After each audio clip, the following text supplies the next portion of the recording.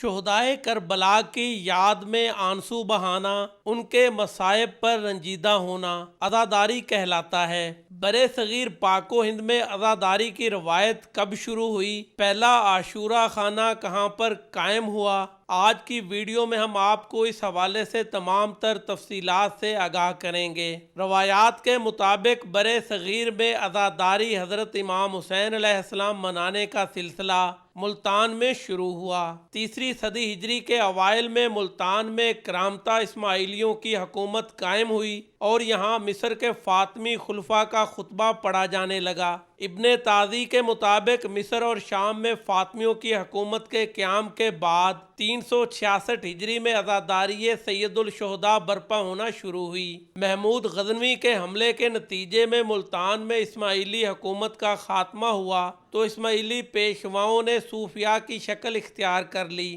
جس کے بعد صوفیاء کی درگاہوں اور سنی بادشاہوں کے قلعوں پر عشرہ محرم کے دوران عزاداری برپا ہونے کا آغاز ہوا۔ جنوبی ہندوستان کی بات کریں تو یہ روایت دکن کی شیعہ ریاستوں میں زیادہ منظم رہی اور برے صغیر کا پہلا عاشورہ خانہ یعنی امام بارگاہ وہیں پر قائم ہوا۔ مغلیہ دور میں کئی سیاحوں نے اپنے سفر ناموں میں عزاداری کا ذکر کیا ہے۔ مشہور سیاح محمد بلخی یکم محرم 1035 ہجری یعنی 1625 عیسوی کو لاہور پہنچے۔ وہ لکھتے ہیں کہ سارا شہر محرم منا رہا تھا اور 10ویں محرم کو تعزیے نکالے گئے۔ تمام دکانیں بند تھیں، اتنا رش تھا کہ بھگدڑ مچنے سے تقریباً 50 شیعہ اور 25 ہندو اپنی جان گنوا بیٹھے۔ کچھ ایسا ہی منظر 1620 عیسوی میں ڈچ تاجر پیلے ساٹھ نے آگرہ میں دیکھا۔ وہ لکھتے ہیں کہ محرم کے دوران شیعہ فرقے کے لوگ ماتم کرتے ہیں، عورتیں مرثیے پڑھتی ہیں اور اپنے غم کا اظہار کرتی ہیں۔ ماتم کے لیے تعزیے بنائے جاتے ہیں کہ جنہیں خوب سجا کر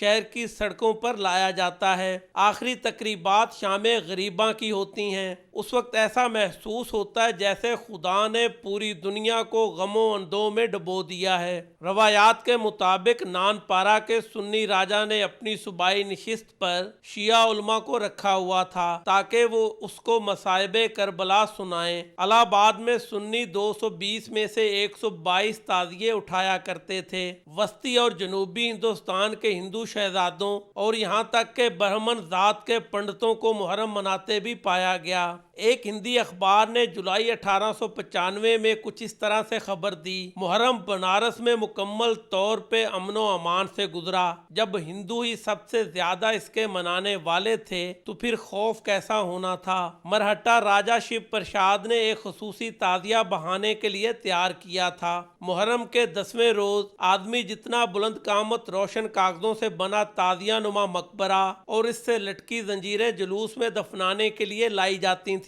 مسلمان خادم سوز خوانی کرتے جبکہ شیو پرساد اور اس کے بیٹے ننگے پاؤں اور ننگے سر احترام میں ان کے پیچھے چلتے تھے۔ کہتے ہیں کہ ہندوؤں میں ایک گروہ حسینی براہمن بھی کہلاتا ہے جن کے مطابق ان کے آباء و اجداد میدان کربلا میں امام حسین علیہ السلام کے شانہ بشانہ لشکر یزید سے لڑے اور لقمہ اجل بنے۔ یہ گروہ باقاعدگی سے کربلا کی یاد مناتا ہے۔ ہندوستان کے سابق رجواڑوں میں بھی ہندو حضرات کے یہاں حضرت امام حسین علیہ السلام سے عقیدت اور عزاداری کی تاریخی روایات ملتی ہیں، جس میں راجستھان، گوالیار، مدھیہ پردیش اور آندھرا پردیش قابل ذکر ہیں۔ دوستو، آج ہم نے آپ کو عزاداری کی روایت کے حوالے سے کچھ تاریخی حقائق بتائے۔ امید ہے آپ کو ہماری یہ کاوش ضرور پسند آئے گی۔